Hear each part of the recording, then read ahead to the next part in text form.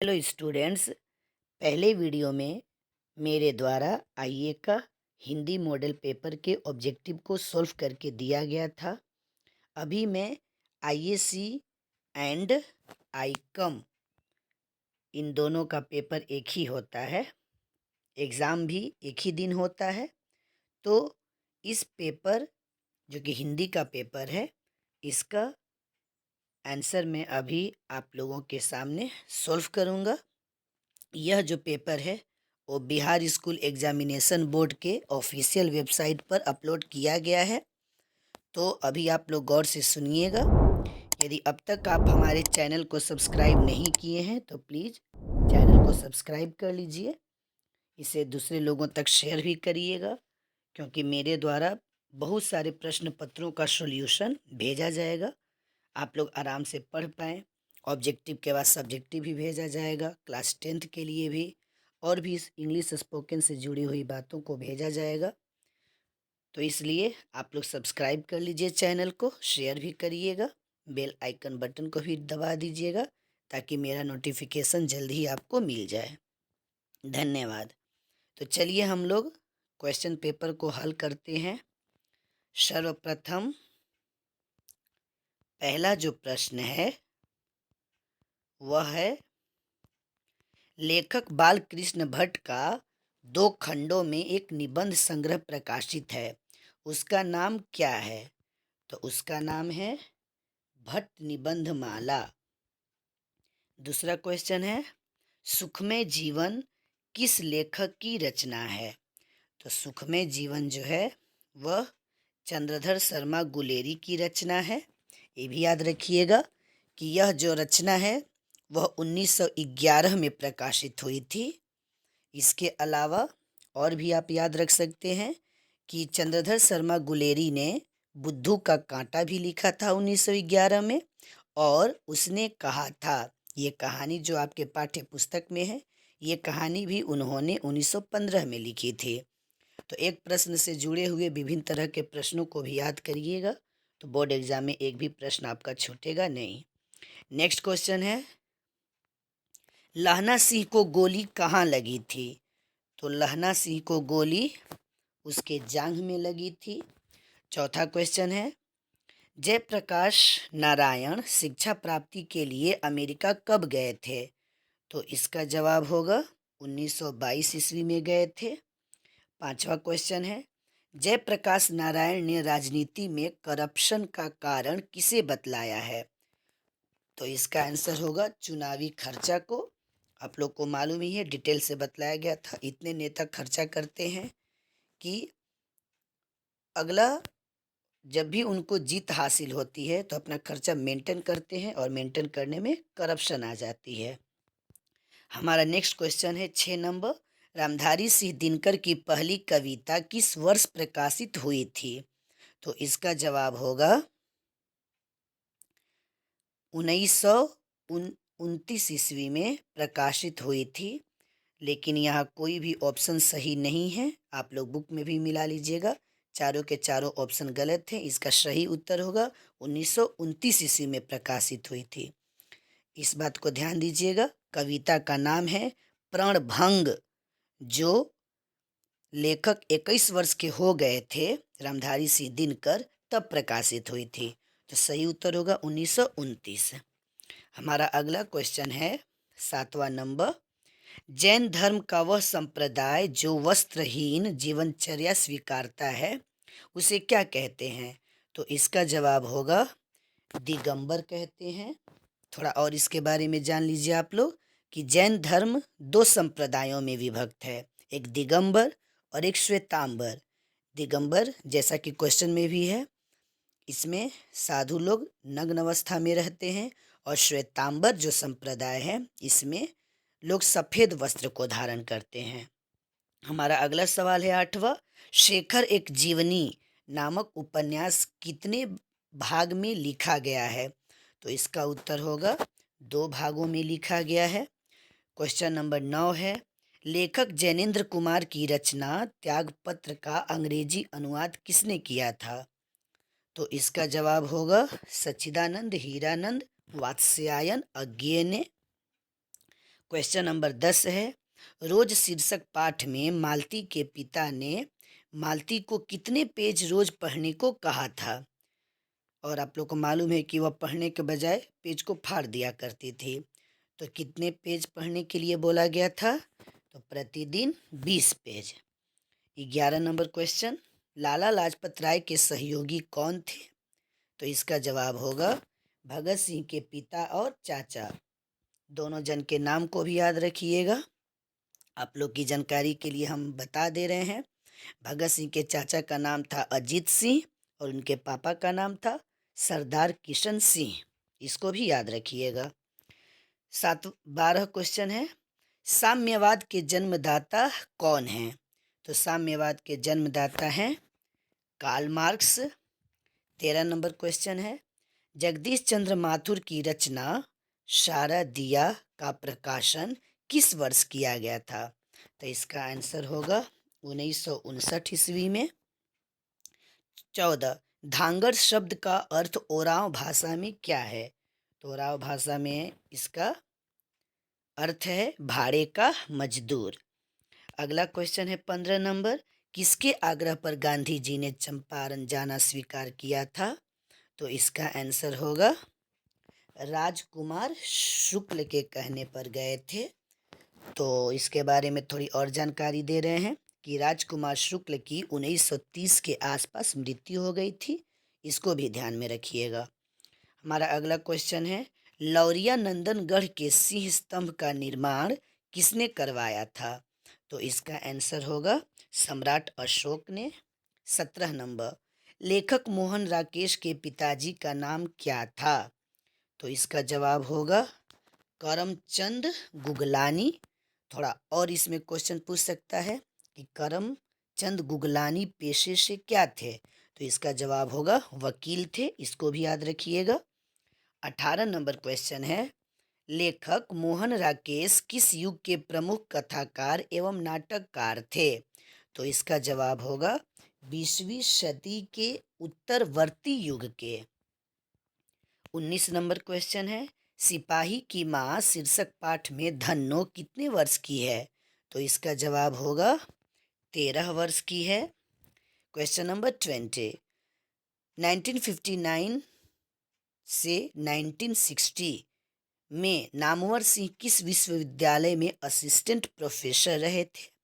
तो इसका जवाब होगा सागर विश्वविद्यालय में। 21 नंबर क्वेश्चन जो बेहद ही इम्पोर्टेंट है, मित कथन में अति कथन से अधिक शक्ति होती है, यह पंक्ति किस शीर्षक पाठ की है? तो इसका जवाब होगा प्रगीत और समाज से। 22 नंबर, लेखक ओम प्रकाश वाल्मीकि को जयश्री सम्मान से कब सम्मानित किया गया था? तो 1966 ईस्वी में 1996 ईस्वी में सम्मानित किया गया था। 1996 होगा इसका आंसर। फिर अगला सवाल है, हंसते हुए मेरा अकेलापन शीर्षक पाठ के अनुसार सुरक्षा कहाँ है? तो सुरक्षा कहाँ है? सूरज की रोशनी में। आइए अगला सवाल हम लोग देखते हैं 24 नंबर, अनेक धारावाहिकों और टीवी फिल्मों के स्क्रिप्ट निम्न में से किसने लिखा है? तो इसका आंसर होगा उदय प्रकाश ने लिखा है। क्वेश्चन नंबर 25 देखते हैं हम लोग, तिरिच शीर्षक पाठ में SHO का वैवाहिक जीवन कितने साल का था? तो इसका आंसर होगा 13 साल का था। इसके बारे में थोड़ा और आपको जानकारी दे देते हैं कि जब लेखक के पिताजी बहुत ही बुरी अवस्था में उसके टेबल तक पहुँचे तो वह यही सोचा कि 13 साल के वैवाहिक जीवन के बावजूद भी पत्नी यह नहीं समझ पाई कि उन्हें कौन सी चीज़ अच्छी लगती है, क्योंकि उसकी पत्नी जो थी वो पराठे के साथ उसे करेला भेज दी थी खाने को, और वो करेला खाना पसंद नहीं करता था, इसलिए उसका मूड खराब था। और उसी खराब मूड में लेखक के पिताजी वहाँ पर पहुँच गए, इसलिए स्थिति और खराब हो गई। अगला क्वेश्चन है, निम्न में से कौन पारंपरिक शिक्षा प्रणाली से असंतुष्ट थे? तो इसका जवाब होगा जे कृष्णमूर्ति। 27 आ दीर्घ ई दीर्घ उ क्या है? तो इसका आंसर होगा ये तीनों दीर्घ स्वर हैं। 28 मुक्ताक्षर की अंतिम ध्वनि क्या होती है? तो इसका जवाब होगा मुक्ताक्षर की अंतिम ध्वनि स्वर होती है, जो कि दिखाई नहीं देती है, छुपी रहती है। 29 नंबर आविष्कार का संधि विच्छेद क्या होगा? तो आविष्कार आप लोग को संधि विच्छेद में पढ़ाए हैं। इसका संधि विच्छेद होगा आविह जोड़ कार। 30 नंबर क्वेश्चन है अनुस्वार की ध्वनि प्रकट करने के लिए लिपि चिन्ह के ऊपर क्या लगाया जाता है? तो क्या लगाया जाता है? चंद्र बिंदु लगाया जाता है। 31 नंबर ठ का उच्चारण स्थान क्या है? पिछली वीडियो में मैं डिटेल से बतलाया था। क वर्ग कंठ, च वर्ग तालु, ट वर्ग मूर्धा। तो ट के बाद ठ आता है, इसीलिए इसका सही जवाब होगा मूर्धा। नेक्स्ट क्वेश्चन है 32 निम्न में से शुद्ध शब्द कौन है? तो शुद्ध शब्द पूछ रहा है, तो इसका दो आंसर सही लग रहा है। छत्र छाया भी सही है और एक संवाद, दोनों सही है। बाकी जगन्नाथ और श्रीमान गलत है। श्रीमान में हलंत होना चाहिए था, नहीं है, और वो जगतनाथ होता है। अगला क्वेश्चन नंबर 33 द्वंद्व समास में पदों के बीच कौन सा चिन्ह लगता है? तो इसका जवाब होगा कौन सा चिन्ह लगता है? योजक चिन्ह लगता है। क्वेश्चन नंबर 34 कावेरी नदी कौन सी संज्ञा है? तो कौन सी संज्ञा है? व्यक्तिवाचक संज्ञा है, क्योंकि खास नदी का बोध करा रहा है। वही केवल नदी रहता तो जातिवाचक हो जाता। 35 निर्माण शब्द कौन सा लिंग है? तो निर्माण शब्द कौन सा लिंग है? पुल्लिंग है, भवन का निर्माण। 36 भीख शब्द क्या है? तो भिक्षा होता है संस्कृत शब्द, भिक्षा रहता तो तत्सम होता, और तत्सम के बिगड़े हुए रूप को क्या कहते हैं? तद्भव। तो भिक्षा से क्या बना है? भीख, तो इसीलिए भीख क्या हो जाएगा? तद्भव। इसको याद कर लीजिएगा। अगला 37 क्वेश्चन नाला शब्द का स्त्रीलिंग रूप क्या होगा? नाली। में किस कारक का विभक्ति चिन्ह है? तो किस कारक का है? अधिकरण। में और पर दोनों होता है। अगला है 39 क्वेश्चन वाक्य में क्रिया का फल जिस पर पड़ता है उसे क्या कहते हैं? कर्म कहते हैं, याद रखिएगा इसको। क्वेश्चन नंबर 40 छत से उतरी हुई लता किस कारक का उदाहरण है? तो किस कारक का उदाहरण है? अपादान कारक, क्योंकि अपादान कारक में अलगाव का बोध होता है। 41 नंबर क्वेश्चन हिंदी में कुल कितने सर्वनाम हैं? तो देखिए यहाँ पर सर्वनाम का भेद नहीं पूछ रहा है। सर्वनाम का भेद पूछता तो 6 उत्तर होता, वैसे इसमें ऑप्शन में है भी नहीं। यहाँ पूछ रहा है कि कुल कितने सर्वनाम हैं, तो कुल कितने सर्वनाम हैं? 11 हैं। 42 नंबर क्वेश्चन जो कमाएगा वही खाएगा किस सर्वनाम का उदाहरण है? तो इसका आंसर होगा संबंधवाचक, जो जिससे जिसको जुड़ा रहता है, संबंधवाचक सर्वनाम। 43 नंबर क्वेश्चन है वह लड़का किस विशेषण का उदाहरण है? तो इसका जवाब होगा सार्वनामिक विशेषण है। आप लोग को बताया गया है सार्वनामिक विशेषण के बारे में, कॉपी में हमने लिखवाया है कि किसी संज्ञा के पहले आने वाले सर्वनाम को सार्वनामिक विशेषण कहते हैं। तो लड़का संज्ञा हुआ, उसके पहले वह सर्वनाम आया है, अतः यह किसका उदाहरण हो जाएगा? सार्वनामिक विशेषण। यहाँ पर आप देख सकते हैं बढ़िया से। अगला है क्वेश्चन नंबर 44 जिस शब्द से किसी काम का करना या होना समझा जाए उसे क्या कहते हैं? ये भी परिभाषा हमने लिखवाया है, उसे क्या कहते हैं? क्रिया। क्वेश्चन नंबर 45 वह खाता है किस काल का उदाहरण है? ये तो बहुत ईजी है, वर्तमान काल का है। 46 है अव्यय के कितने भेद होते हैं? तो अव्यय के कितने भेद होते हैं? 4 भेद होते हैं। चारों का नाम भी आप लोग याद रखिएगा, आपकी सुविधा के लिए मैं बतला दे रहा हूँ। वे चारों भेद हैं, पहला क्रिया विशेषण, दूसरा संबंध बोधक, तीसरा समुच्चय बोधक और चौथा विस्मयादि बोधक। अगला सवाल है 47 रचना अथवा बनावट के अनुसार शब्द के कितने भेद होते हैं? तो इसका जवाब होगा 3 भेद होते हैं। 3 भेद कौन कौन से होते हैं वो भी ध्यान दीजिएगा। हम आप लोग को बतला दे रहे हैं वे तीनों भेदों के बारे में। सुनिएगा कौन कौन से भेद हैं। पहला है रूढ़, दूसरा है यौगिक और तीसरा है योग रूढ़। उसके बाद क्वेश्चन नंबर 48, शब्दांश कितने प्रकार के होते हैं? तो शब्दांश कितने प्रकार के होते हैं? इसका जवाब होगा 2 प्रकार के होते हैं। एक शब्द के पहले जुड़ते हैं और एक शब्द के बाद जुड़ते हैं। 49 नंबर क्वेश्चन है, निर्वाह शब्द में कौन सा उपसर्ग है? तो इसका जवाब होगा निर। नी भी होता है। क्वेश्चन नंबर 50 है, भिड़ंत शब्द में प्रत्यय क्या है? तो भिड़ंत अंत आ रहा है, तो इसका होगा डी आंसर। 51 क्वेश्चन, आनंद शब्द का विशेषण क्या है?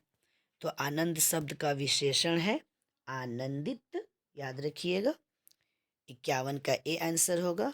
क्वेश्चन नंबर 52, जिस समास में अंतिम पद प्रधान होता है उसे कौन सा समास कहते हैं? ये भी आप लोग को बतलाया गया है।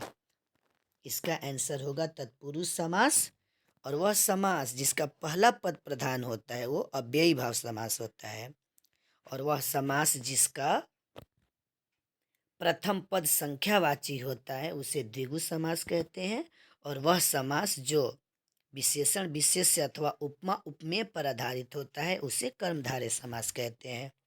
हमारा अगला क्वेश्चन है 53, धर्माधर्म कौन सा समास है?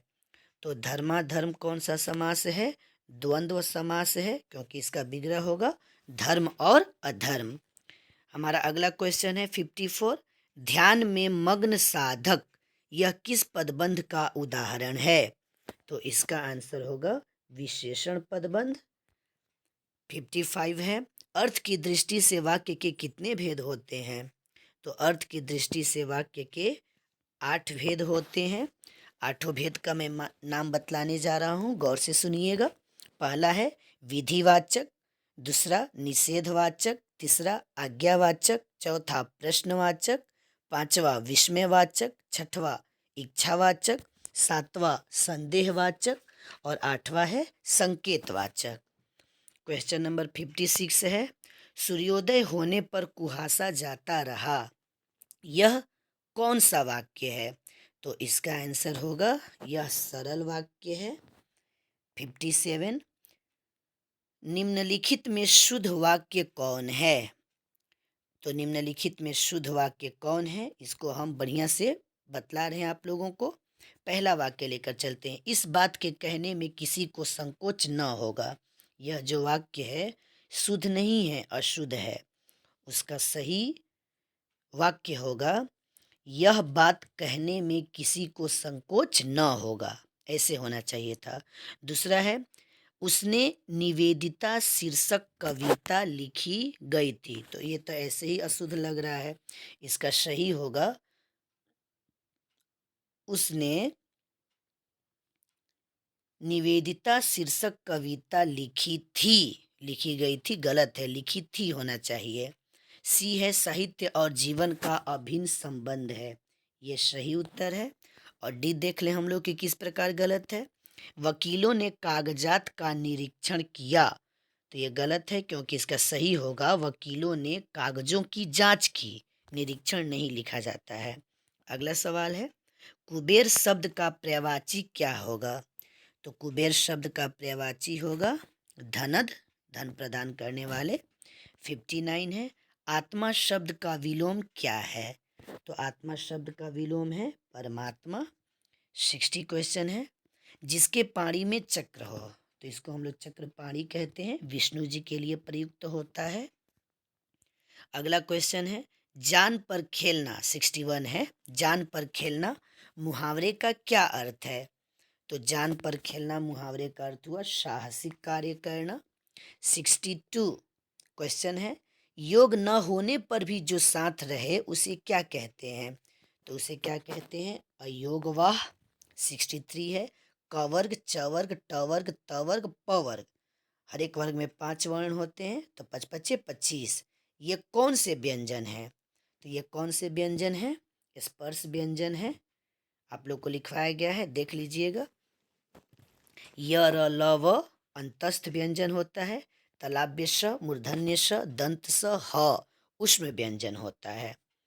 चलिए अगला क्वेश्चन है, उच्चारण का संधि विच्छेद क्या है? 64 नंबर सवाल है। इसका सही जवाब होगा उत्जोड़ चारण, व्यंजन संधि का उदाहरण है। 65 नंबर क्वेश्चन है, म का उच्चारण स्थान क्या है? तो प वर्ग ओष्ठ होता है, अतः म का उच्चारण स्थान ओष्ठ होगा। 66 क्वेश्चन, निम्न में से शुद्ध शब्द कौन है? तो शुद्ध शब्द पूछ रहा है तो अध्ययन है, बाकी तीनों अशुद्ध शब्द हैं। 67 देखते हैं हम लोग, प्रशांत महासागर कौन सी संज्ञा है? तो कौन सी संज्ञा है? व्यक्तिवाचक, क्योंकि खास महासागर का नाम रखा है। केवल महासागर रहता तो जातिवाचक हो जाता। 68 क्वेश्चन, लज्जा शब्द कौन सा लिंग है? तो इसका आंसर होगा लज्जा क्या है? स्त्रीलिंग। 69, जीव शब्द क्या है? तो जीव शब्द क्या है? ये क्या है? तद्भव है, क्योंकि इसका तत्सम क्या होता है? जीवा होता है। अगला क्वेश्चन, उसने लड़कों को मिठाइयाँ दी, यह किस कारक का उदाहरण है? तो को लगा है, तो एक तो कर्म कारक होता है और एक संप्रदान होता है। तो देने के अर्थ में संप्रदान कारक होता है, अतः इसका सही आंसर होगा संप्रदान कारक। कर्म रहता तो कर्म कारक होता जब किसी व्यक्ति को कर्म के रूप में सूचित करना रहता तब, लेकिन यहाँ बच्चे को मिठाइयाँ दी जा रही है, देने के अर्थ में संप्रदान ही होता है। 71 नंबर, उपनिवेश शब्द का विशेषण क्या है? इसका होगा औपनिवेशिक। 72, प्रतिपूर्ति से पाठ से लिया गया है, ध्यान दीजिएगा। पिछली वीडियो में भी मैंने बतलाया था कि प्रतिपूर्ति के तीनों चैप्टर्स को आप लोग पढ़ लीजिएगा, ऑब्जेक्टिव 3 क्वेश्चन रहता है उससे।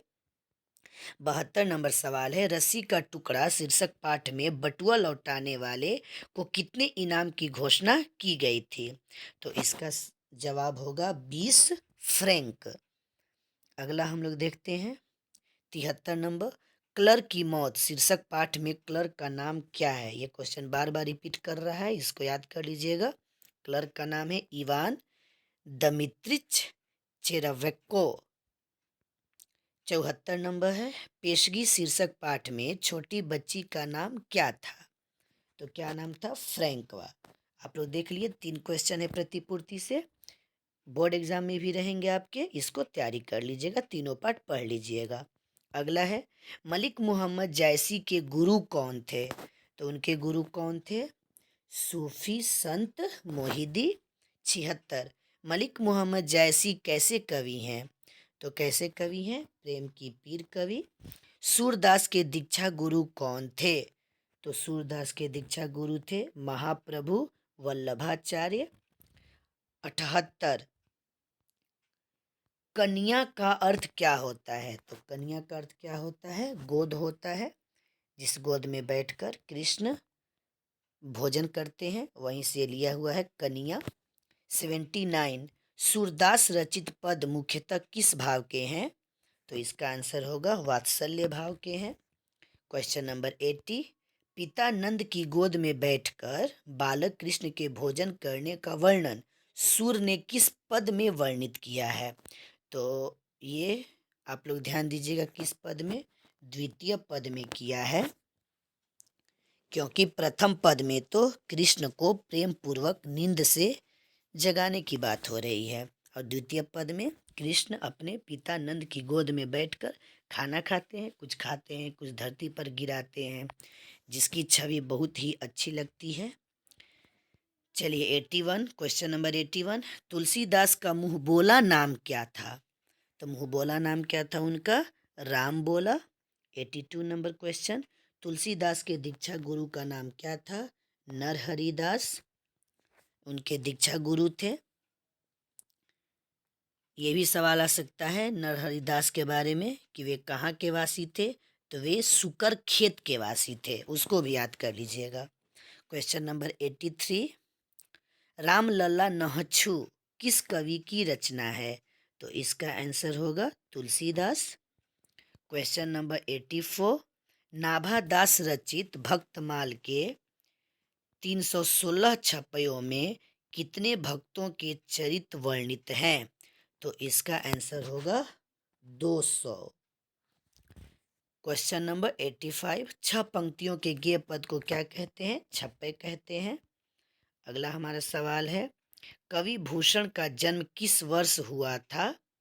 कवि भूषण का जन्म किस वर्ष हुआ था? इसका जवाब होगा 1613 ईस्वी में हुआ था। 87 क्वेश्चन, शिवराज भूषण में कितने अलंकारों का निरूपण है? तो शिवराज भूषण में कितने अलंकारों का निरूपण है? तो इसका जवाब होगा 105 अलंकारों का निरूपण है। अगला सवाल है, करवाल का अर्थ क्या होता है? तो करवाल का अर्थ होता है तलवार।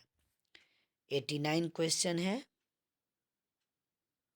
जयशंकर प्रसाद रचित एक घूंट नामक नाटक का रचना काल क्या है? तो इसका जवाब होगा, रचना काल यानी ईस्वी पूछ रहा है, 1928। 90 नंबर क्वेश्चन है, कामायनी महाकाव्य की नायिका का नाम क्या है? कौन थी? श्रद्धा थी। 91 क्वेश्चन है, कवयित्री सुभद्रा कुमारी चौहान के क्रॉस्थवेल्ट गर्ल्स स्कूल में कौन प्रसिद्ध कवयित्री ने प्रारंभिक शिक्षा प्राप्त की? तो इसका जवाब होगा महादेवी वर्मा, वही शिक्षा प्राप्त की थी।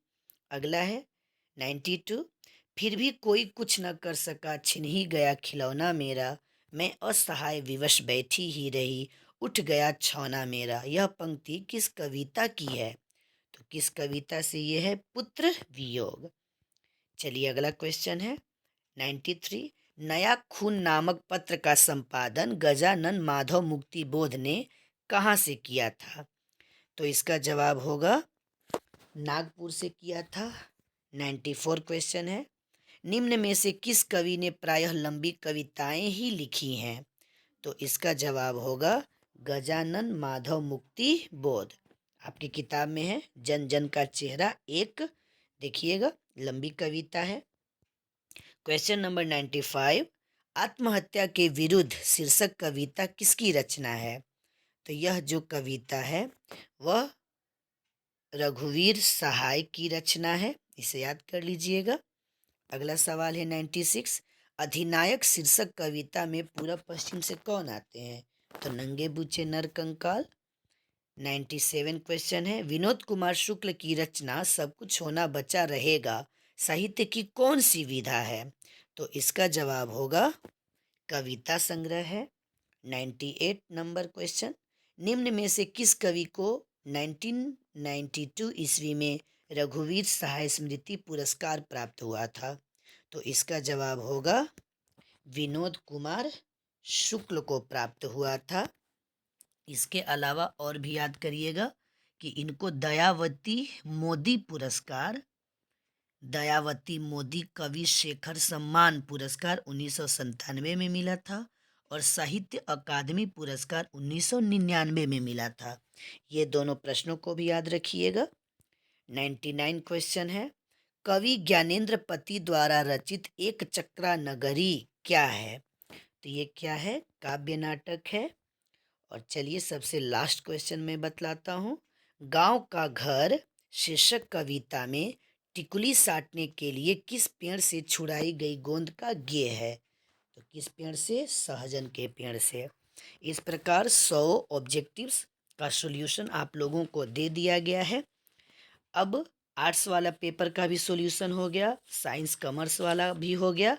अब दोनों पेपर के विषय निष्ठ यानी सब्जेक्टिव प्रश्नों को भी आप लोगों के लिए सॉल्व करके दिया जाएगा। आप लोग बने रहिए हमारे यूट्यूब चैनल के साथ, ग्लोरियस इंस्टीट्यूट शाहपुर। खुद सब्सक्राइब करिए, दूसरों से भी करवाइए सब्सक्राइब, ताकि सब लोग पढ़ें, सब लोग आगे बढ़ें। थैंक्स फॉर वॉचिंग, बने रहिए मेरे साथ। धन्यवाद।